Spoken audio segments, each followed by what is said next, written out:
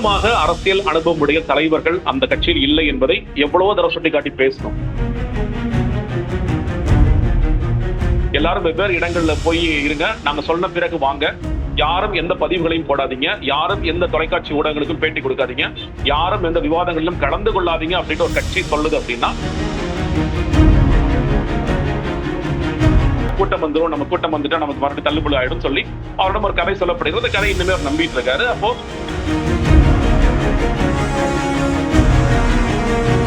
அந்த கட்சியிலிருந்து அதிகாரப்பூர்வமாக எங்களுக்கு இந்த சிக்கல் இருக்கு என்று பேசுவதில் உங்களுக்கு என்ன தயக்கம்? நியூஸ் 8 தமிழ்நாடு நேயர்களுக்கு வணக்கம். சிறப்பு நேர்காணலுக்கு உங்களை வரவேற்கிறோம். இந்த சிறப்பு நேர்காணலில் நம்மோடு இணைந்திருக்கிறார் அரசியல் விமர்சகர் திரு ஜெகதீஸ்வரன் அவர்கள். வணக்கம் ஜெகதீஸ்வரன். வணக்கம்.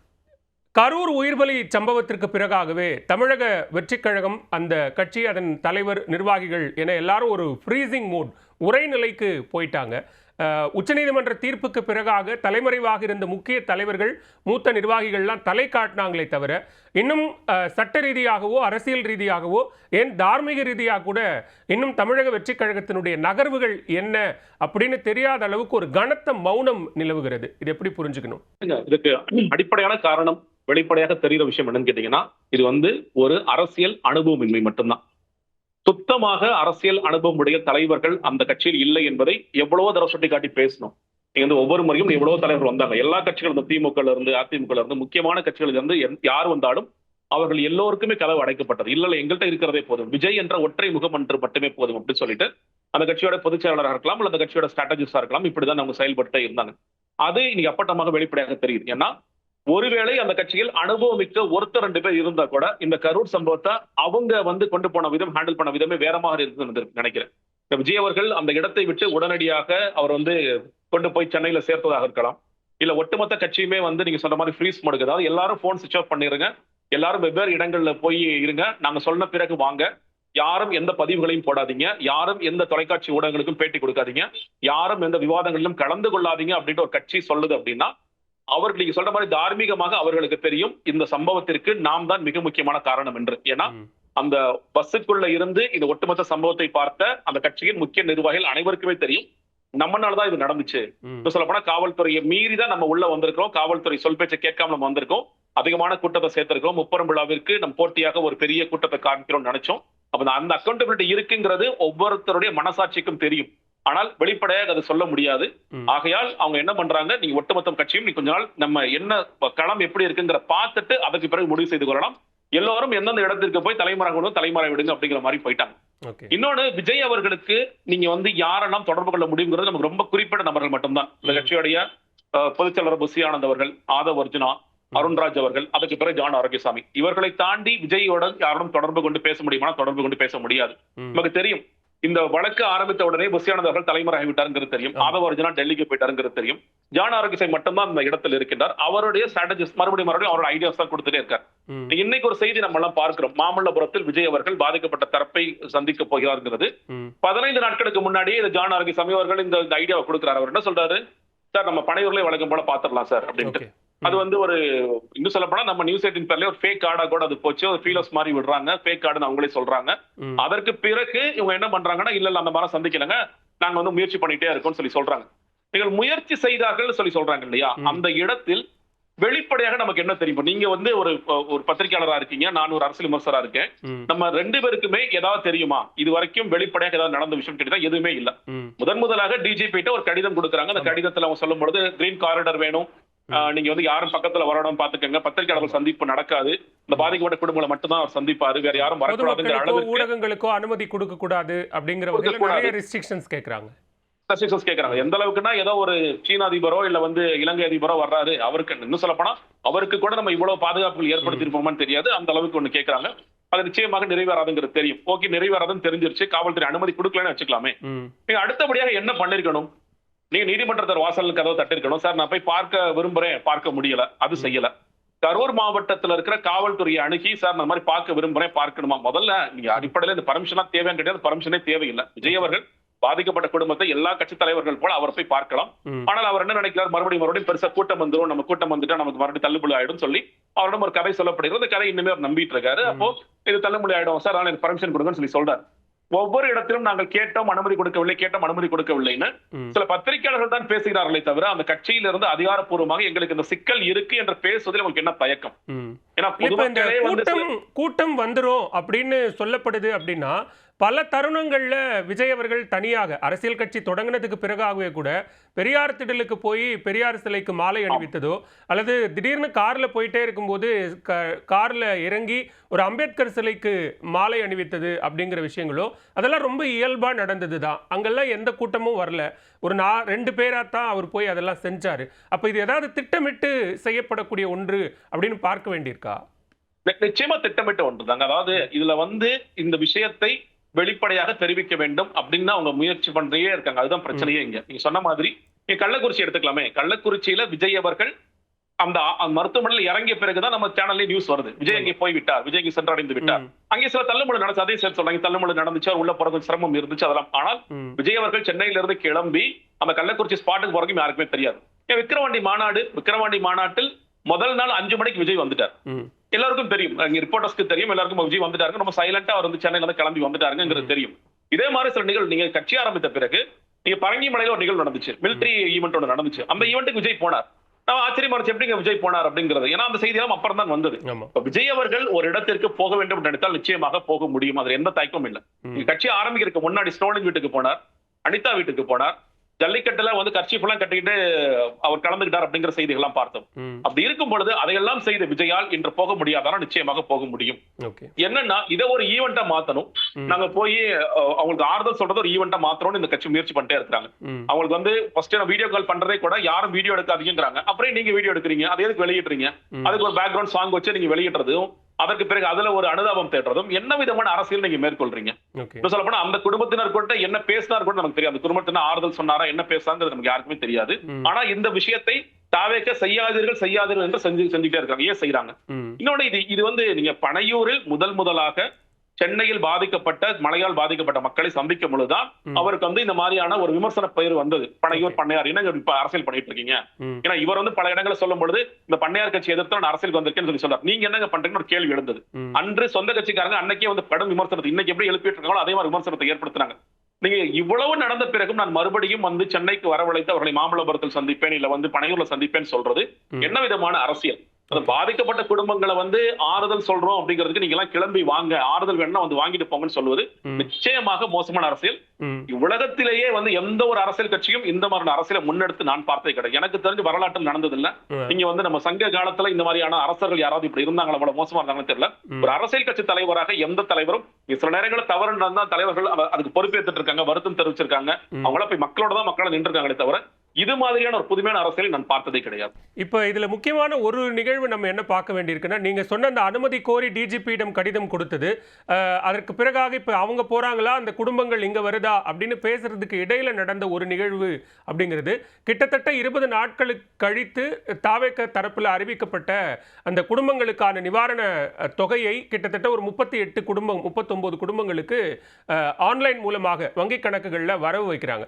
அது வரவு வைத்த பிறகாக அந்த குடும்ப உறுப்பினர்கள் பேசும்போது விஜய் தரப்புல அல்லது விஜய் மீது எந்த தவறும் இல்லை அப்படிங்கிற வகையில் நிறைய கருத்துக்கள் வெளிவந்தது. அந்த குடும்ப உறுப்பினர்கள் பேசும்போது அவர் வந்து தேர்தலில் போட்டியிட்டு வெற்றி பெற்று அவர் முதலமைச்சர் ஆகணும் அப்படிங்கிற வகையிலெல்லாம் அவர்கள் தொடர்ந்து தங்களுடைய கருத்துக்களை வெளிப்படுத்தினாங்க. அது கரூர் பொதுமக்கள் அல்ல, பாதிக்கப்பட்ட குடும்பங்களை சேர்ந்தவர்கள் அப்படின்னும் போது அதை நம்ம பார்க்க வேண்டியிருக்கு இல்லையா? நிச்சயமா பார்க்க வேண்டியிருக்கு. நீங்க என்னன்னு கேட்டீங்க, இன்னும் சொல்லப்போனா நிகழ்வு நடந்த முதல் 3 நாட்களிலே கூட அந்த மக்கள் யாரும் சில நேரங்களில் உணர்ச்சி வசப்பட்ட நம்ம பேசுவோம். இதற்கு காரணம் ஏன்னா ஒரு சில தாய்மார்கள் பேசினாங்க, விஜய் என்ன இப்படி பண்ணிட்டாரு அப்படின்னு சொல்லி உணர்ச்சி வசப்பட்டு பேசுவதை பார்த்தோம். ஆனால் இவங்க எல்லாருமே தெளிவாக இதற்கு விஜயும் காரணம் அல்ல, தமிழக அரசும் காரணம் இல்ல. 2 தரப்பும் மாறி மாறி குற்றம் சொல்றது அர்த்தம் இல்ல. நாங்க அந்த கூட்டத்துக்கு போயிருக்க கூடாது, இது ஒரு விபத்து, நாங்க எங்க குழந்தை இழந்துட்டோம், நாங்க எங்க பையனை இழந்துட்டோங்கிற மாதிரி தான் அவங்க சொல்லிட்டு இருந்தாங்க. நீங்க அதற்கு பிறகும் ஒரு முறை கூட விஜய் வந்து ஏன்னா நிறைய பேர் போய் பேட்டி எடுத்தாங்க, நிறைய பேர் மக்கள் போய் பார்த்தாங்க, எல்லாரும் பார்க்கும் பொழுது கூட இல்லங்க விஜய் மேல தவறு இல்லை அப்படிங்கிறதா நீங்க சொல்லிட்டே இருக்காங்க. அதீதமாக நீங்க வந்து அந்த ஆர்டிஜிஎஸ் செய்த பிறகு சில பேர் சொல்லும் பொழுது அது நமக்கு கொஞ்சம் அதிர்ச்சியா கூட இருந்தது. இந்த மாதிரி ஒரு தாய்மாரால பேச முடியும். பட் ஆனா அது என்னன்னா அவங்கள பொறுத்த வரைக்கும் தான் இழந்த ஒரு குழந்தை அவங்க ஒரு ஹீரோவா பாக்குறாங்க. அது ஒரு பெரிய சாதனை பண்ணக்கூடிய இடத்துல இருந்துச்சு அப்படிங்கிற மாதிரி நம்ம பாத்துக்கிறோம். அதுக்குள்ள நம்ம ரொம்ப அவங்கள வந்து நம்ம கொச்சைப்படுத்த வேண்டிய அவசியம் இல்லைன்னு நினைக்கிறேன். அவங்க அந்த அதீதமாக பேசிட்டாங்கன்னு கூட நான் எடுத்துக்கிறேன். கொச்சைப்படுத்த தேவையில்லை அப்படின்னாலும் ஒரு தவறான முன்னுதாரணத்தை சமூகத்துல ஏற்படுத்தக்கூடிய ஒன்றா அது மாறிடுமாங்கிற ஒரு அச்சம் இருக்குல்ல. நிச்சயமா அச்சம் இருக்குங்க. பட் ஆனா நீங்க இந்த ஒரு அம்மா பேசும் பொழுது அவங்க சொல்றது என்னோட பையன் இந்த கட்சியில தான் இருந்தான், இந்த கட்சிக்காக தான் அவங்க பூத்துக்குலாம் போனோம்னு சொல்லி சொன்னாங்க. பட் அவங்க வேற மாதிரி புரிஞ்சுட்டாங்கன்னு நினைக்கிறேன். கட்சியில தான் இருந்தான், கட்சிக்காக தான் கஷ்டப்பட்டான், அவரை பார்க்க தான் நான் வந்து என் பையன் வந்து இறந்து போயிருக்கான் அப்படின்னு சொல்றது. ஏன்னா இது எனக்கும் அன்னைக்கு அதிர்ச்சியா இருந்துச்சு. நான் வந்து எனக்கு தெரிஞ்ச பர்சனலா சைக்காட்ரிஸ்டா நான் பேசினேன். இது என்ன, நான் இது எப்படி புரிஞ்சுக்கிறது, நான் புரிஞ்சுக்க முயற்சி பண்ண சொல்லி சொன்னாங்க. அவங்க சொன்ன பதில் நினைக்கிறேன், சைக்காட்ரிஸ்ட் அவங்க சொன்ன பதில் என்னன்னு கேட்டீங்கன்னா, இல்ல அவங்கள பொறுத்த வரைக்கும் எல்லாருக்கும் தன்னுடைய மகன்கிறது ஒரு பெரிய ஹீரோ. இன்னைக்கு வந்து அவன் வந்து அந்த உயிரிழப்பு ஏற்பட்டுருச்சு. இன்னுமே அந்த ஹீரோ ஸ்டேட்டஸ்ல அவங்க வச்சு பார்க்கணும்னு நினைக்கிறாங்க. அதன் வெளிப்பாடாகத்தான் இதை நம்ம பார்த்துக்கணும் அப்படின்னு சொல்றாங்க. அப்படிதான் நான் புரிஞ்சுக்க விரும்புறேன். ஏன்னா நீங்க இதன் மூலியமாக எல்லாமே அப்படி இருக்காங்கன்னு சொல்லிட முடியாது. ஏன்னா ரொம்ப சில பேர் அது மாதிரி இருக்கிறாங்க அப்படிங்கறது புரிஞ்சுக்க முடியுது. பட் ஆனா அதை வந்து மறுபடியும் அவர்கள் நம்ம பேசும்போது அவர்களுக்கே ஒரு குற்ற உணர்ச்சி ஏற்படும் நினைக்கிறேன். ஆனா சில பேர் சொல்லும்போது நாங்க விஜய் பக்கத்துல பார்த்துட்டோம், அதற்கு எங்க பையனை வந்து நாங்க பலி கொடுத்துட்டோம் சொல்லும் போதெல்லாம் நமக்கு ரொம்ப மனசு கஷ்டமா இருக்கு, ரொம்ப வேதனையா இருக்கு. ஆனா வந்து அதை அவங்க மறுபடியும் பார்க்கும் பொழுது இந்த சமூகம் அவரோட நிறைய கேள்விகள் எழுப்பும் பொழுது அதெல்லாம் மாறும். இன்னொன்னு, நீங்க அப்படி பார்த்த பிறகு மறுபடியும் நீங்க இந்த விஜயோட அழைப்பை ஏற்றுக்கொண்டு மாமல்லபுரம் வருகிறார்களா அப்படிங்கிற ஒரு கேள்வியும் இருக்கு. எப்படி ஏத்துக்கிட்டு வருவாங்க இவங்க? பாதிக்கப்பட்ட குடும்பத்தை விஜய் சந்திக்கல, இந்த பக்கம் இவர்கள் ஏன் சந்திக்க ஒப்புக்கொள்கிறார்கள் கேள்வி இருக்கு. அந்த ஒரு ரசிக மனநிலைங்கிறது கொஞ்சம் இருக்கத்தான் பார்க்க முடியும். ஏன்னா அன்னைக்கு ஸ்பெசிபிக்கா 27 நைட்டு ஒரு 13 வயது குழந்தை இறந்த தாய் ஒருத்தங்க பேசுறாங்க. இதுக்கு நிச்சயமாக விஜய் என்ன காரணம் இல்லைன்னு சொல்லிட்டு ஒரு அமைச்சர் பேரை சொல்லி அந்த இடத்துல பேசுறாங்க, அவர் தான காரணம் சொல்லி சொல்றாங்க. டக்குன்னு அதிர்ச்சியா இருக்கு. நீங்க வந்து ஒரு பிரிந்த குழந்தையை எண்ணி நம்ம வருந்திட்டு இருப்போமா, இல்ல இந்த நேரத்தில் நம்ம பேட்டி கொடுத்து இந்த மாதிரி ஒரு அவதூறு பேசிட்டு இருப்போமா அதிர்ச்சியா இருக்குது. பட் ரொம்ப ஒரு ரசிக மனநிலையில இருந்து நம்ம அதை அணுகுறாங்களோ, அந்த அளவுக்கு நம்ம ஒரு ரசிக மனநிலையில இருக்கிறாங்களோ அப்படிங்கிற ஒரு பார்வை. அதுல நம்ம புரிந்து கொள்ள வேண்டிய விஷயம் கேட்டீங்கன்னா, ஒண்ணு நம்ம வந்து அரசியல் மயப்படுத்த தவறிட்டோம்னு ஒரு பார்வை இருக்கிறது. இன்னொன்னு, மக்களுக்கு ஏன் ஒரு தேடுதல் தொடர்ச்சியா இருந்து கொண்டே இருக்கின்றது. நீங்க வந்து திராவிட கட்சிகள் தான் ஆண்டுட்டு இருந்தாங்க, இந்த கட்சிகளை தாண்டி. ஏன்னா இன்னைக்கு ஒரு அம்மா நான் பேசுறேன், என்னோட அலுவலகத்துக்கு வர்றாங்க, அவங்க பேசுறாங்க, நீங்க வந்து விஜய் நிறைய விமர்சனம் பண்றீங்க, ஏன் விமர்சனம் பண்றீங்கன்னு கேட்கறாங்க. நான் சொல்றேன், சில விஷயங்களை சொல்றேன். அப்படி இருந்தாலும் ஒரு மாற்று தானே சொல்லி பேசுறாங்க. அவங்கள பொறுத்த ஏன் மாற்றுன்னு யோசிக்கிறாங்க. இன்னைக்கு இருக்கிற கட்சிகளால நாங்க வந்து பாதிக்கப்பட்டிருக்கோம், எங்களுக்கு வந்து அவங்க வந்து ஒரு கவர்மெண்ட் எம்ப்ளாயி இருந்திருக்காங்க, எங்களுக்கு என்பிஎஸ் கொடுக்குறேன்னு சொல்லி சொன்னாங்க, ஓபிஎஸ் கொடுக்குறேன்னு சொல்லி சொன்னாங்க, ஓல்ட் பென்ஷன் ஸ்கீம் போறேன்னு சொல்லி சொன்னாங்க. நாங்க தொடர்ச்சியா போராட வேண்டிய சூழல் ஏற்படுது. அப்போ இந்த மாற்றம் வந்து அதை செய்திடுமா நமக்கு நிச்சயமா தெரியாது. விஜய் அவர்கள் சொல்லும் பொழுது சொல்ல சாத்தியப்படுத்த முடிந்த விஷயங்களும் சாத்தியப்படுத்துங்கிறாரு. சாத்தியப்படுத்துவோம் சொல்ற கட்சிகளே திமுக அதிமுக கூட சாத்தியப்படுத்தாம இருக்காங்க அப்படிங்கறத நம்ம பார்க்கிறோம். புதுசா சொல்லுங்கன்னா நான் என்ன சொல்ல முடியும் அப்படின்னு கேட்கிறாரு. பட் ஆனா அவங்க நினைக்கிறாங்க இது வந்து அவர் விஜய் வந்தா எல்லாம் மாறிடும், எல்லோருக்கும் ஒரு பார்வை கேட்டீங்கன்னா விஜய் வந்தா எல்லாமே மாறிடும், ஒரே நாள் எல்லாம் பாடரும் தேனாரும் ஓடும். அது நிச்சயமாக நடக்காது. பட் ஆனா அவங்களை பொறுத்த வரைக்கும் இந்த கட்சிகள் செய்ய தவறிய விஷயங்களை ஒரு புதிய நபரோ செய்து விடுவார். இல்ல இவர்களுடைய போதாமைகள், இவர்களுடைய விமர்சனங்கள் எல்லாமே வந்து நம்ம வேற ஒருத்தர் மேல வைக்கிறது மூலியமாக அவருக்கு ஒரு சப்போர்ட் கொடுக்கலாம் அப்படிங்கிற ஒரு இடத்துல இருந்து இதெல்லாம் பார்க்கிறாங்க நான் பார்க்கிறேன். ஓகே, இங்க கரூர் துயர சம்பவத்துக்கு பிறகாக அந்த நாளிரவே முதலமைச்சர் தொடங்கி அடுத்த நாள் எதிர்க்கட்சி தலைவர், அமைச்சர்கள், மத்திய இணையமைச்சர் எல்லா கிட்டத்தட்ட தாவைக்க தவிர இருக்கக்கூடிய அனைத்து அரசியல் கட்சி தலைவர்கள் என எல்லாரும் போய் கரூரில் பாதிக்கப்பட்ட மக்களை சந்திச்சிட்டாங்க. எஸ்ஐடி குழு போச்சு, அதற்கு பிறகாக அருணா ஜெகதீசன் தலைமையிலான ஒரு நபர் ஆணையம் போச்சு. அது உச்சநீதிமன்ற தீர்ப்புக்கு பிறகாக அது சஸ்பெண்ட் ஆன பிறகாக சிபிஐ விசாரணை தொடங்கி இருக்கிறது. கிட்டத்தட்ட இவ்வளவு நகர்வுகள் கரூரை மையமாக கொண்டு நடந்து கொண்டிருக்கிறது. ஆனால் கரூரை ஏதோ ஒரு தனி தீவு போலவும் அந்த பகுதிக்கு நம்மளால போகவே முடியாது, நெருங்கவே முடியாதுங்கிற அளவுக்கு தாவேக்கா அதை பார்ப்பதற்கு பின்னால் இருக்கக்கூடிய அச்சம் என்ன? எக்ஸாக்டா இந்த ஒரு இடத்துல தான் தாவேக்கா ரொம்ப அச்சப்படுறாங்க அப்படின்னு ஒரு ஏன்னா நீங்க ஒரு முன்னாள் நிர்வாகியாகவும் இருந்திருக்கிற காரணத்தினால அவங்களுடைய எண்ண ஓட்டம் என்னவா இருக்கும்னு புரிஞ்சுக்கலாம். இல்லைங்க, முதல்ல வந்து இந்த நிகழ்வு நடந்த உடனே நீங்க வந்து ஒரு பேனிக் மோடுக்கு போறாங்க. இந்த கட்சி ஒட்டுமொத்தமாக கட்சி பேனிக் மோடுக்கு போறாங்க. அதற்கு ஒரு காரணம் என்னன்னு கேட்டீங்கன்னா, இது மாதிரியான ஒரு நிகழ்வு எங்காவது நடந்து விடும்னு அவங்களுக்கும் தெரியும். ஏன்னா நான் சொல்றேன் இல்லையா, நம்ம விக்கிரவாண்டி மாநாட்டிலிருந்து நான் நிர்வாகியா பார்த்துட்டு இருக்கேன். விக்கிரவாண்டி மாநாட்டில் நான் முன்னாடி பதிவு செஞ்சேன். கிட்டத்தட்ட 444 பேர் மயக்கம் போட்டாங்க. அந்த தகவலை புஷியானந்த் என்ன பகிர்ந்துக்கிறார், எவ்வளவு பேர் மயக்கம் போட்டாங்க தெரியுமான்னு சொல்லி பகிர்ந்துக்கிறார். மதுரை மாநாட்டில் 100கணக்கான மயக்கம் போடுறாங்க, திருச்சியில மயக்கம் போடுறாங்க, பெரம்பலூர், அரியலூர், திருவாரூர், நாகப்பட்டினம், நாமக்கல் வரைக்குமே வந்து நாமக்கல்ல நம்ம அந்த இரவு 4 பேர் ஹாஸ்பிட்டல்ல ஐசியூல இருக்காங்க அப்படிங்கிற அளவுக்கு இருக்காங்க. அப்போ அவர்களுக்கும் தெரியும். அப்ப இந்த இவ்வளவு பெரிய கூட்டத்தை சேர்த்துட்டோம், நம்ம ஒரு பிளான் பண்ணோம், நம்ம வந்து ஒரு திமுக எதிர்த்து ஒரு பெரிய கூட்டத்தை சேர்க்கணும்னு நினைச்சோம், நம்ம வந்து அது வேணும்னு பண்ணிருக்கோம். ஏன்னா அந்த இடத்துல வரும்பொழுது விஜய் மேல ஒரு குற்றச்சாட்டு என்பது அந்த லைட் ஆஃப் பண்ணாரு, கதவை மூடிட்டாரு, நாங்க அவர் முன்னாடியே பார்த்திருந்தா கூட நாங்க கிளம்பி போயிருப்போம், நாங்க பக்கத்துல பார்க்கணும், தொடர்ச்சியா வர்றோம். ஏற்கனவே இருக்கிற கூட்டம் ஒண்ணு, வந்த கூட்டம் ஒண்ணுங்கிறது. ஒட்டுமொத்தமாக இந்த நிகழ்வுக்கு நான் ஏன்னா நீங்க மேல இருந்து விஜய்க்கு எனக்கு அதுல ஏற்பு இல்ல, விஜய்க்கு கீழே நடக்கிற தெரியாதுங்கிற ஏற்பு இல்ல. ஆனா அந்த வண்டிக்குள்ள இருந்த எல்லோருக்கும் தெரியும். அதனாலதான் கீழே வந்து பவுன்சர் வேகமா மேல ஓடி வந்து கிரௌட் பஸ் ஹோ கயா சார்னு சொல்லி சொல்றாரு. ஆதவ அர்ஜுனா வந்து ரேபிட் அப்னு சொல்லி சொல்றாரு. சோ நிச்சயமாக அவர்களுக்கு தெரியும் அந்த கூட்டத்தில் ஏதாவது ஒரு அசம்பாவிதம் நடந்து விட்டால் அதற்கு நாம் தான் முழு காரணமாக இருப்போம் என்பது கண்டிப்பாக அந்த கட்சியோடைய பிளானிங்ல இருக்கிற ஜான் ஆரோக்கியசாமிக்கோ ஆதவ அர்ஜுனா எல்லாருக்கும் தெரியும். ஒட்டுமொத்தமாக என்ன கேட்டீங்கன்னா பேனிக் படுத்து போயிட்டாங்க. அவங்களே என்ன நினைச்சிருப்பாங்க, இது மக்கள் வந்து வேற விதமா எடுத்துக்குவாங்க. மக்கள் வந்து நாளைக்கு நம்ம உடனே நம்ம ஒரு நிர்வாகிகள் போனா கூட மக்கள் அவங்களே கூட தாக்கிடுவாங்களோன்னு ஒரு பயம் ஏற்பட்டிருக்கும். ஏன்னா இதுக்கு நம்ம தான் காரணம் அப்படின்னு சொல்லி அவங்களுக்கு ஒரு பயம் ஏற்பட்டிருக்கும். அந்த பயத்துல அந்த பேனிக் போர்ட்ல இருந்து இந்த கட்சி வெளியே வரவே இல்லை. ஏன்னா 3 நாள் கழித்த பிறகு கூட இல்ல நம்ம போகலாம், விஜய் யோசிச்சிருக்கலாம், இல்ல மற்றவர்கள் சொல்லிருக்கலாம், இல்ல சார் போனா மறுபடியும் தள்ளுமுள் வரும் சார், ஏன்னா நீங்க மறுபடியும் ரசிகர்கள் கூடுவாங்க சார், நம்ம வந்து இப்ப போக முடியாதுன்னு சொல்லி தள்ளி போட்டே போறாங்க. இன்னொன்னு நம்ம முன்னாடி சொன்ன மாதிரி புஷியானந்த் விஜய் வந்து ரீச் பண்ண முடியாது. அவர் வந்து போன் பண்ணாருன்னா போலீஸ் எங்க இருக்குன்னு தெரிஞ்சிரும் கூட யோசிச்சிருக்கலாம். அதனால ஒன் அண்ட் ஒன்லி ஜான் ஆரோக்கியம் மட்டும் தான் அவருக்கான இன்ஸ்ட்ரக்ஷன்ஸ் கொடுத்துட்டு இருக்காரு. ஒரு 15 நாட்கள் புஷியானந்த் இல்லாமல் இந்த கட்சி செயல்பட்டு நீங்க வந்து போய் மக்களை சந்திக்க முடியுமா? எனக்கு தெரிந்து நடக்கவே நடக்காது, என்னைக்குமே நடக்காது. சில பேர் கூட சொல்றாங்க புஷியானந்த் அவர்களை நீக்க போறாங்க, அருண்ராஜ் அந்த இடத்துக்கு வர போறாரு, கெட் அவுட் புஷியானந்த் என்னென்னமோ போட்டுட்டு இருக்காங்க. ஆனா புஷியானந்த் இல்லாமல் இந்த கட்சி செயல்படாது. அவர் தான் வந்து ஆர்கனைஸ் பண்ணி இந்த கூட்டத்தை கூட்டுறதா இருக்கலாம், எல்லாமே நடக்கும். அப்படி இருக்கும்போது புஷியானந்த் இல்ல, அப்ப யாரை வச்சு நீங்க மறுபடியும் போய் மக்களை சந்திப்பீங்கன்னு ஒரு கேள்வி எழுது. அப்ப அந்த இடத்துலதான் நீங்க வேற யாரும் நம்பலாமா? நம்பவும் மாட்டாங்க. சரி, ஆதவ அர்ஜுனா நம்பலாமா? அவர் டெல்லிக்கு போயிட்டாரு, அவர் வாலிபால் போறாரு, அப்புறம் டெல்லியில ஏதோ வேலைகளா போறான்னு சொல்லி சொல்றாரு. அப்ப யார் மூலியமாக இது செய்வது அப்படிங்கிற பெரிய குழப்பம் ஏற்படுது. விஜய் அவர்கள் என்ன செய்யறதுன்னே தெரியல. 3வது நாள் போட்ட வீடியோ உண்மையிலேயே அந்த வீடியோ போடாம இருந்ததா கூட மக்களுக்கு அந்த அனுதாபம், அதாவது இதை சுத்தி மற்ற மக்களுக்கு ஒரு அனுதாபம் இருந்துச்சு. அவர் கூட பார்த்துட்டு என்ன மாதிரி வீடியோ போட்டாரு இவர், கொஞ்சம் கூட ஒரு வருத்தம் தெரிவிக்கல, ஒரு மன்னிப்பு கேட்கல மக்கள்கிட்ட, நேரடியாக அந்த அரசியல் பேசிட்டு இருக்காரு. இந்த நேரத்தில் அரசியல் பேசிருக்கலாமா அப்படிங்கிற ஒரு தொய்வை ஏற்படுத்துது. தொடர்ச்சியாக பார்க்கிற மக்களை விஜய் ஆதரிச்சு வந்த மக்கள் கூட நான் நிறைய பேசணும். ஒவ்வொரு வாட்டியும் சென்னையில இருக்கும் போது நிறைய வாகனத்துல பயணிக்கும் போது டிரைவர்ஸ் பேசணும். டிரைவர்ஸ் கம்யூனிட்டி பொதுவா பாத்தீங்கன்னா விஜய் வரட்டும் சார், விஜய் வரணும்னு சொல்லி சொல்லுவாங்க. ஒரு ஸ்பெசிபிக்கான டிரைவர் நான் போகும்போது பேசுறேன், சார் ஒரு ஹீரோவா நாங்க அவரை நினைச்சிட்டு இருந்தோம் சார், அவர் என்ன சார் இப்படி ஓடி போயிட்டாரு. இன்னொரு ஒரு கேள்வி கேட்கிறார், நீங்க அவரு செந்தில் பாலாஜி மேல எப்படி குற்றம் சொல்றாங்க, சொந்த தொகுதி மக்களை யாராவது கொள்ளுவாங்களா சார்? என்ன முட்டாள்தனமான ஒரு வாதத்தை முன் வைக்கிறாங்க. அப்படி செய்வாங்களா சார்? அவங்க ஓடி போய் காப்பாத்துறாங்க, முதலமைச்சர் வந்துட்டாரு, எல்லாம் வந்துட்டாங்க, நீங்க எல்லாம் அதை செஞ்சிருக்கணும். நீங்க அதை செய்ய முடியாட்டி கூட நீங்க ஆறுதல் போய் நின்றுக்கணும். அப்ப பொதுமக்களுக்கு, ஒவ்வொரு மக்களுக்கும், அதாவது ஒரு நடுநிலை வாக்காளர்களாக விஜய் ஒரு மாற்றம் நினைச்ச மக்களுக்கு எல்லாமே ஒரு பெரிய தொய்வு ஏற்படுது. பட் ஸ்டில் வந்து இவங்க புரிஞ்சுக்க தயங்குறாங்க. இது மொத்த பேனிக்ல இருக்கு, புஷியானந்த் ரீச் பண்ண முடியாது. புஷியானந்த் எப்ப வெளியே வர்றாரோ அதுக்கு பிறகுதான் நம்ம அடுத்த கட்டத்தை நோக்கி போலாம்னு சொல்லி போறாங்க. சிபிஐ கேஸ் டிரான்ஸ்பர் ஆகுது, புஷியானந்த் வர்றாரு, அவர் மறுபடியும் விஜய் சந்திக்கிறாரு. இதற்கு நடுவில் நடந்த விஷயம் என்ன கேட்டீங்கன்னா, எப்படியாவது புஷியானந்த் மேல எல்லா பழியையும் போட்டு இந்த புஷியானந்த் அவர்களை வெளியே அனுப்பலாம் சொல்லிட்டு இவங்கள சேர்ந்து திட்டம் போடுறாங்க. அத விஜய் அவர்கள் வெளிப்படையாக புஷியானந்த் சொல்லிடுறாரு, வந்த உடனே சொல்றாரு, ஆனா என்னென்ன எல்லாம் சேர்ந்து உங்களை விரட்ட பாக்குறாங்கன்னு அப்படின்னு சொல்லி சொல்றாரு. சோ அப்ப புஷியானந்த் மறுபடியும் என்ன யோசிப்பாரு, நம்ம மறுபடியும் ஒரு கூட்டம் போட்டு இவங்களுக்காக நம்ம கூட்டிட்டு போனா யார் மேல வழக்கு வரும்? நம்ம மேல வழக்கு வரும், மதியழகன் மாட்டுவாரு, இல்ல மாவட்ட செயலர் மாட்டுவாரு. இது நமக்கு தேவையில்லாத வேலை. இனிமேல் இந்த பரப்புரை கூட்டங்களாக இருக்கலாம், இல்ல இந்த மாதிரியான கரூருக்கு எனக்கு கூட்டிட்டு போங்க, நாமக்கல் கூட்டிட்டு போங்க விஷயங்களை நான் செய்ய தயாராக இல்லை. நான் அந்த ஆர்கனைசிங் வேலை நான் பண்ண மாட்டேன்னு அவர் தெளிவாகிறார்.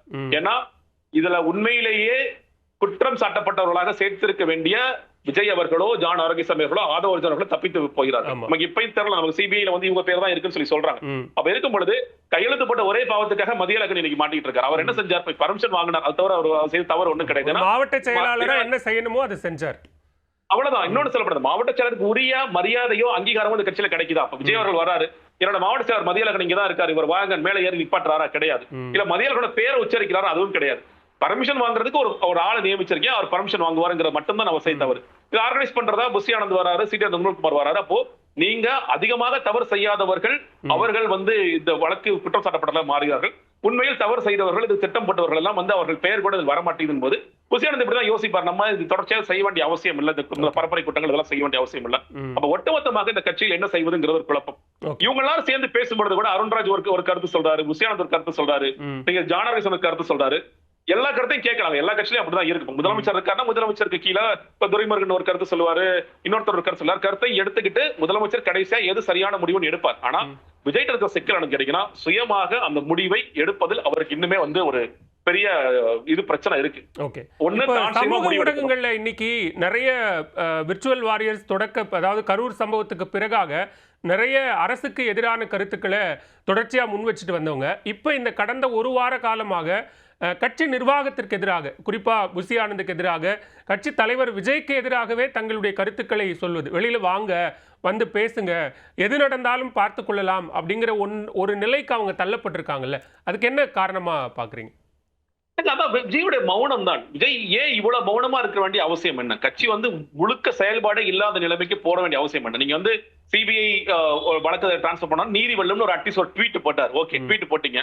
அடுத்ததாக இந்த கட்சியோட செயல்பாடு என்ன? இன்னும் 6 மாதத்தில் தெரியும். ஏன்னா இந்த பசங்க எல்லாருமே என்ன நம்புனாங்கன்னா, விஜய் அவர்கள் பெரிய மாயஜாலம் செய்ய போறாரு, இந்த பரப்புரை கூட்டங்கள் மூலியமாக ஒரு பெரிய இடத்தை நோக்கி போக போறாரு, கடைசி 6 மாசமே போதுமான காலமாக ஒன்றாக இருக்கும், தேர்தல் பரப்புரையில அவர் சொல்ல வேண்டிய விஷயங்கள் என்னென்ன செய்ய போறோங்கிறது மட்டுமே போதுமானதா இருக்குன்னு ஒரு பெரிய நம்பிக்கையோட இருந்தவங்க இவங்க எல்லாம்.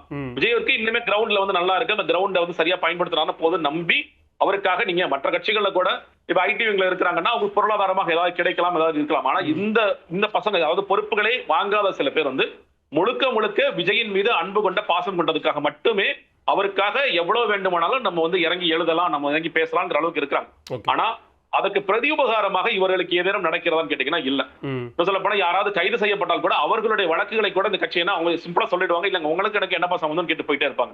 ஏன்னா நீங்க பார்த்தோம் அந்த அறிவழகன் அவர்கள் பேசும் பொழுது கரூரில் இறந்தவர்களே வந்து இந்த கூட்டத்தில் இறந்தவர்கள் தான் என்னங்க ப்ரூஃப்னு சொல்லி கேட்டார். அந்த மாதிரிதான் கட்சி லீகல் டீம் இருக்கு. அப்படி இருக்கும் பொழுது அவங்க குறைந்தபட்சம் எதிர்பார்ப்பது ஒரு கட்சியாக நீங்க செயல்படுங்க. விஜய் ஏன் பேச மாட்டேங்கிறாரு? புசி ஆனந்த் தான் காரணம் தான், புசி ஆனந்த் அப்ப வெளியே அனுப்புங்க. ஜான் ஆரோக்கியசாமி தான் காரணம் தான், அவரை வெளியே அனுப்புங்க. நீங்க சுயமாக முடிவெடுங்க. அதான் நான் சொன்னேன், விஜய் சுயமாக முடிவெடுத்து விட்டால் பிரச்சனையே இல்லை. விஜய் சுயமாக முடிவெடுக்க தயாராகவே இல்லை. அவர் எந்த காலத்திலுமே சுயமாக முடிவெடுக்க அவர் எப்படி பார்க்கிறாரு? இதுல ஒரு ரோல், எனக்கு ஒரு ரோல் இருக்கு, அந்த ரோல் என்ன கொடுக்குறாங்களோ அன்னைக்கு அந்த ரோலை முடிச்சுட்டு போயிடுவேன். இந்த இதுக்கு டைரக்டரா ஒருத்தர் இருக்காரு, ஒரு எக்ஸிக்யூட்டரா ஒருத்தர் இருக்காரு, ப்ரொடியூசரா ஒருத்தர் இருக்காரு, அவங்க எல்லாம் சேர்ந்து என்ன செய்வாங்களோ அதை நான் செஞ்சுட்டு போவேங்கிற இடத்துல தான் இருக்காரு. விஜய் இன்னுமே தன்னை மாற்றிக்கொள்ள தயாராக இல்லை. இப்ப நிறைய கதை சொல்றாங்க இல்லையா, இவரை ரீப்ளேஸ் பண்ண போறாரு, அவர் எதுவுமே நடக்காது. நான் சொல்றேன், இந்த கட்சியில் எதுவுமே மாறாது. ஏனென்றால் விஜய் மாறாமல் எதுவுமே மாறாது. விஜய் தன்னை மாற்றிக்கொள்ள தயாராகவே இல்லை. அவரை பொறுத்த வரைக்கும் இந்த கட்சியை ஆரம்பிச்சுட்டு நான் கடைசி வரைக்கும் புசி ஆனந்த் தான் நம்பி இருப்பேன், கடைசி வரைக்கும் ஜான் ஆரோக்கியசாமி நம்பி இருப்பேன், கடைசி வரைக்கும் இந்த கூட்டத்தோட தான் இருப்பேன். 2ஆம் கட்ட தலைவர்களா புதுசா உருவாக்குறதா நான் பண்ண மாட்டேன், புதியவர்களை உள்ள எடுப்பேன் நான் பண்ண மாட்டேன். ஏன்னா எனக்கு டைரக்டா தெரியவே தெரியாது. புசி ஆனந்த்ங்கிற அந்த நபரை நீங்க எடுத்துட்டீங்கன்னா விஜய்க்கு எத்தனை மாவட்டத்தோட மேல கான்டாக்ட் இருக்கு. நீங்க வாட்ஸ்அப் குரூப்ல இருக்கலாம், நீங்க வாட்ஸ்அப் குரூப்ல 114 மாவட்ட செயலர்கள் பேரும் அவரோட நம்பர்ஸ் இருக்கலாம். அந்த 114 நம்பர்ஸ் கூட விஜய் அவர்கள் சேவ் பண்ணி இந்த மாவட்ட செயலர் பேர் இதுன்னு சேவ் பண்ணிருப்பாரா? அதுவே பெரிய குழப்பம் தான். அவருக்கு தெரியாது, நேரடியாக அனுபவம் கிடையாது. புசி ஆனந்தே முழுக்க உருவாக்கிய மாவட்ட செயலர்கள் இவர்கள். அவங்களுக்கு தான் இவங்க கட்டுப்பட்டு போவாங்களே தவிர விஜய் அவர்கள் நேரடியாக கூப்பிட்டா கூட அவங்க யோசிப்பாங்க, அவங்க புசி ஆனந்த் பேசிட்டு தான் எதுவும் செய்யணும். ஏன்னா இது நடக்குது அப்பட்டமாக. ஆதவர்ஜுனா அவர்கள் வந்த காலத்திலிருந்து ஆதவர்ஜுனா எந்த முடிவு எடுத்து மாவட்ட செயலர்கிட்ட பேசினாலும் அவங்களோட வாய்ஸ் ஆஃப் காமன்ஸ் உங்களை பேசினா அவங்க சொல்ற ஒரே பதில், நீ யார், நீங்க எதா இருந்தாலும் அண்ணனை பேச சொல்லுங்க. புசி ஆனந்த் அண்ணன் பேசினா உங்களுக்கு செஞ்சு கொடுப்போம். உங்க Aadhav Arjuna team voice of commons போய் சர்வே எடுக்கிறாங்க, யாரை கேட்டு நீ உள்ள வர, ஊருக்குள்ள வரன்னு கேக்குறாங்க. இது புதுக்கோட்டையில நடந்துச்சு. புதுக்கோட்டை மாவட்ட செயலர் கேக்குற, யாரை கேட்டு நீ உள்ள வர, நீ முதல்ல புசி ஆனந்த் பேசு, வாய்ஸ் ஆஃப் காமன்ஸ் உள்ள வரக்கூடாது அப்படின்னு சொல்லி சொல்றாரு. இப்ப இந்த ஒரு உரசல இருக்கும் பொழுது நீங்க வந்து விஜயும் என்ன பண்ணுவாரு? தொடர்ச்சியாக இவங்க எல்லாரும் ஆளாளுக்கு ஒரு திசையில போட்டு இழுத்துட்டே இருக்காங்க. விஜய் எந்த முடிவையும் சுயமாக எடுக்க தயாராக இல்லை. அப்படி இருக்கும் பொழுது இந்த கட்சி இதே மாதிரி ஒரு திசையில தான் பயணிக்கும். ஓகே, இப்ப கரூர் சம்பவத்திலிருந்தே பாஜகவும் அதிமுகவும் ரொம்ப ஸ்ட்ராங்கா தாவேக்கு விஜய்க்கு சப்போர்ட் பண்ணாங்க. ஈவன் சட்டமன்றத்தில் தாவேக்குவினுடைய குரலாக அதிமுக தங்களுடைய குரலை பதிவு செய்தாங்க. இது கூட்டணிக்கான நகர்வுகள் அப்படிங்கிற ஒரு பேச்சு ஒருபுறம் நகருது. சிபிஐ விசாரணைக்கு பிறகாக கம்ப்ளீட்டா அவர் பாஜகவினுடைய கட்டுப்பாட்டுக்குள்ள போயிட்டார் அப்படின்லாம் விமர்சனங்கள் எழுந்து கொண்டிருக்கிறது. இந்த கூட்டணி பேச்சுவார்த்தைகள், இந்த விமர்சனங்களை தாவேக்க எப்படி பார்க்குது? இதை ரசிக்கிறாங்களா இல்ல அச்சப்படுறாங்களா? என்னவா அவங்க இதை அப்ரோச் பண்றாங்க? முதல்ல கேட்ட மாதிரி இந்த நிகழ்வு நடந்த பிறகு அடுத்த நாள் காலையில் முதலாக எனக்கு அண்ணாமலை தான் வந்தார். அண்ணாமலை உள்ளவும் கேள்வி கேட்கப்படுது. அவர் தான் வந்து காவல்துறை சரியா பாதுகாப்பு கொடுக்கல, தமிழ்நாடு அரசாங்கத்தோட தோல்விலாம் சொல்லி சொன்னாரு. அந்த நேரத்திலே கேள்வி கேட்கப்பட்டது, விஜய் குறித்து சொல்லுங்கன்னா விஜய்க்கு இதுக்கு என்னங்க சம்பந்தங்க மாதிரி அவர் தான் ஆரம்பிச்சு வச்சார். அதை எடப்பாடி பழனிசாமி அவர்கள் தொடர்ந்தார், தமிழை சவுந்தரராஜன் தொடர்ந்தாங்க, நயினார் நாகேந்திரன் தொடர்ந்தார். அப்ப எல்லாருக்கும் ஒரு லைன் அன்னைக்கு பேசக்கூட லைன் எல்லாத்தையும் பாத்தீங்கன்னா ஓகே, எப்படியாவது இந்த சம்பவத்தை வழிமொழிஞ்சாங்க. ஆமா, ஹேமா மாலினி அவங்களும் வழிமொழிஞ்சாங்க. சோ ஒட்டுமொத்தமாக உங்களுடைய நோக்கம் என்பது நீங்கள் உயிரிழந்தவர்களின் அவங்க மேல காமிக்கிற கருணையை விட எப்படியாவது என்டிஏவுக்கு விஜயை கொண்டு வரணும் அப்படிங்கிற ஒரு நோக்கத்துக்கு போயிட்டாங்க. அப்படின்னு எடப்பாடி பழனிசாமி அவர்கள் ரொம்ப அதீதமாக நீங்க அவருக்கு கூட்டத்துல உண்மையிலேயே கொடியாற்றவர் தாவேக்க தொண்டர் தானா, தாவேக்கோடைய ஆள் தானான்னு தெரியாமலே கூட அவர் வந்து இதோ வந்து விட்டது, பிள்ளையார் சொல்லி போடப்பட்டு விட்டது. அந்த இடத்துல ரொம்ப எக்ஸ்போஸ் ஆகிறார். அவர் என்னன்னா ரொம்ப வீக்கா இருக்கும். இன்னைக்கு இருக்கின்ற இந்த கூட்டணி வச்சு என்டிஏங்கிற கூட்டணியில அதிமுக பாஜக மட்டுமே திமுகங்கிற கூட்டணி வீழ்த்தி விடுமானா வீழ்த்தாது. ஏன்னா இன்னைக்கு ஒரு டேக் ஆர்டர் கான்டெஸ்ட் மாதிரி போயிட்டு இருக்கு. விஜய் வந்து ஒரு ஓட் ஸ்பாயிலரா இருப்பாரா அப்படிங்கிற ஓட் ஸ்பாயிலர் இருக்கக்கூடிய வாய்ப்புகள் அதிகமாக இருக்கு. அவர் ஸ்பாயில் பண்ற ஓட்டு வந்து அதிமுக வாக்குல வந்து அதிகமா எடுக்கான்னு பல சர்வே ரிசல்ட்ஸ் வருது. அப்படி இருக்கும் பொழுது விஜய் நம்மளோட வந்தாதான் நம்ம அவரோட சேர்ந்து பயணிக்க முடியும். ஏன்னா அன்றைய தொலைக்காட்சி வாதங்கள், ஆங்கில ஊடகவாதங்கள் எல்லாத்தையும் கலந்துக்கிறேன். ஒருத்தர் கூட கரூர் ஸ்டாம்பீட் பத்தி பேசவே இல்லை. அவங்க எல்லாரும் பேசுறது this is a right time to bring Vijay under NDA. அவங்களோட ஒரே வாய்ஸா இதுதான் இருக்கு. எப்படியாவது கொண்டு வந்துடணும். இது கொண்டு வந்துட்டா போதும். பேச்சுவார்த்தை நடந்தாலும் சொல்றாங்க. அமித்ஷா அவர்களே பேசியதா சொல்றாங்க. அந்த கட்சியோட பாண்டா அவர்கள் வந்து பேசியதா சொல்றாங்க. அதே நேரத்தில் ராகுல் காந்தி இவங்க பேச முயற்சி பண்ணதா சொல்றாங்க. எடப்பாடி பழனிசாமியோ மற்ற அமைச்சர்களும் அவரோட பேசியிருக்காங்க, சப்போர்ட் பண்றாங்க. ஆனா விஜய் அவர்கள் வந்து இதற்காக அவர் வந்து ரெசிப்ரோகேட் பண்ணிருக்காரா அப்படின்னு கேட்டீங்கன்னா இல்ல, நான் கமிட்டலா தான் இருக்காரு. ஏன்னா மறுபடியும் சொல்றேன், விஜய் அவர்கள் சுயமாக இந்த முடிவு எடுத்து விடுவாரா? அவரோட சொல்லுவாரு, ஜான் எதிர்க்கட்சி தலைவர் பேசுறாரு, ஜான் அமித்ஷா பேசுறாரு, என்ன பேசணும், என்ன நம்ம பதில் சொல்லணும், இல்ல இந்த கால செட்டப் பண்ணதே ஜானா இருப்பாரு. இப்படிதான் அது போயிட்டு இருக்கு. அப்ப அவர் என்ன முடிவு எடுப்பாருன்னு கேட்டீங்கன்னா, எந்த முடிவாக இருந்தாலும் நான் ஜனவரி பொங்கலுக்கு பிறகு, ஏன்னா ஜனநாயகன் ரிலீஸ் முக்கியம். ஜனநாயகம், ஏன்னா நம்ம எடுக்க போற எந்த ஒரு முடிவும் ஜனநாயகன் ரிலீஸை பாதிச்சிடக்கூடாதுங்கிறதும் அவரோட மனசுல இருக்கு. ஏன்னா அவருக்கு அது பெரிய வியாபாரம். அப்படி இருக்கும் பொழுது இந்த முடிவுகள் எல்லாமே பொங்கலுக்கு பிறகு எடுத்துக்கொள்ளலாம் அப்படிங்கறத அவரோட நிலைப்பாடாக இருக்கிறது. அதற்குள்ள இவர்கள் வந்து யோசிக்கிறது எல்லாமே இந்த சிபிஐ இந்த வழக்கு எப்படி போகும் அதுதான் ரொம்ப யோசிப்பாங்க. இந்த பரப்புரை கூட்டங்களை பத்தி பெரிய யோசனை எல்லாம் அந்த கேம்புக்குள்ள இல்ல. பழையபடி வந்து பத்திரிகை அறிக்கைகள் கொடுங்க, நீங்க ஏதாவது முடிஞ்சா பேசுங்க, ஒரு பேசு பொருளா இருங்க, நீங்க ஆன்லைன்ல டீம் வச்சு பண்ணுங்க அப்படின்னு சொல்றாங்க. ஆனால் அதுதான் இந்த பசங்களை இன்னுமே வந்து தொய்வு கொண்டு போய் சேர்க்கும். நீங்க வந்து இப்ப நீங்க இந்த கரூரோட மக்களை மாமல்லபுரத்துல தான் சேர்க்க போறாங்கன்னா அது மிகப்பெரிய அதிர்வலைகளை மற்ற கட்சிகளை ஏற்படுத்துதோ இல்லையோ தாவேக்களே ஏற்படுத்தும். அது கன்ஃபார்ம் ஆயிடுச்சுன்னா, இப்ப செய்திகளை வந்து கன்ஃபார்ம் ஆயிடுச்சு, ஒருவேளை அதுதான் நடக்க போகுதுன்னா கண்டிப்பாக பெரிய அதிர்வலைகளை ஏற்படுத்தும். இந்த கட்சிக்குள்ளே பெரிய சலசலப்பை உண்டாக்கும். அவர்களே வந்து ரொம்ப கொதிநிலையில தான் இருக்காங்க. இது என்ன விதமான அரசியல் மறுபடியும் செஞ்சுட்டு இருக்காரு விஜய். நாங்க பனையூர் முதலாக நீங்க வந்து சென்னையோட மக்களை சந்திக்கும் பொழுதே நிறைய விமர்சனங்கள் எழுந்தது. அந்த விமர்சனம் எல்லாம் நீங்க ரொம்ப கூர்மையா இருக்கு. ஆனா யார்கிட்ட போய் அவங்க முறையிடுறது பெரிய பிரச்சனை கேட்டீங்கன்னா, இன்னைக்கு ஒரு ட்விட்டர் ஸ்பேசஸ் ஒருத்தவங்க நடத்துறாங்கன்னா அவங்களே வந்து தேவைகள் இருக்காங்களா இல்லையான்னு தெரியல. ஆனா அவங்கள நம்பி இந்த பசங்க எல்லாம் மறுபடியும் போய் அவங்கள்ட்ட தங்களோட குறைகள் எல்லாம் கொட்டிட்டு இருக்காங்க. அதுதான் நிலைமையாக இருக்கு. அவங்க பாவம் உண்மையில எனக்கு பாவமா தான் இருக்கு. அவங்களுக்கு வந்து இன்னைக்கு ஒரு கைடு இல்ல. ஏன்னா கட்சியை வழிநடத்த போறது யாருங்கிறது தெரியல, சரியான கைடன்ஸ் இல்ல. சரி, நிர்வாகிகளா இருக்கிறவங்க யாராவது பேசுறாங்களா, அவங்க வந்து வெளிப்படையாக சொல்றாங்கன்னா அவங்களே வந்து தகவல் தான் போட்டுட்டு இருக்காங்க. யாருக்குமே ஆக்சஸ் இல்லாத நிலை இன்றுமே தொடர்ந்து கொண்டிருக்கின்றது. இப்படிதான் போகுமே தவிர நீங்க வந்து கூட்டணி கணக்கில் எல்லாமே வந்து ஜனவரிக்கு பிறகுதான் முடிவாகும். அதற்கு வரைக்கும் ஒரு தொய்வான நிலையில அந்த கட்சி இருக்கும் நான் பார்க்கிறேன். நிச்சயமாக பார்க்கலாம். நீங்க குறிப்பிட்டது போல தமிழக அரசியல் வரலாற்றில் அல்லது ஒட்டுமொத்தமா உலக வரலாற்றிலே இப்படியான ஒரு நிகழ்வு நடந்ததில்லை என்ன அறிவு கட்டிய வரைன்னு சொல்றீங்க. அப்படி ஒரு நிகழ்வு மாமல்லபுரத்தில் நடக்க போகிறதா? பாதிக்கப்பட்ட குடும்பங்கள் இங்க வந்தாங்கன்னா அது தாவேகவுக்குள்ள ஏற்படுத்த போகிற தாக்கங்கள் என்ன, அதை தொடர்ந்து அரசியல் ரீதியாக அவர்கள் எடுக்க போகிற முடிவுகள் என்ன அப்படிங்கிறதையும் பொறுத்திருந்து பார்க்கலாம். நேர்காணலில் பங்கேற்று எங்களோடு பல்வேறு கருத்துக்களை பகிர்ந்து கொண்டமைக்கு மிக்க நன்றி ஜெகதீஷ். மீண்டும் மற்றொரு நேர்காணலில் சந்திக்கலாம். நன்றி, வணக்கம்.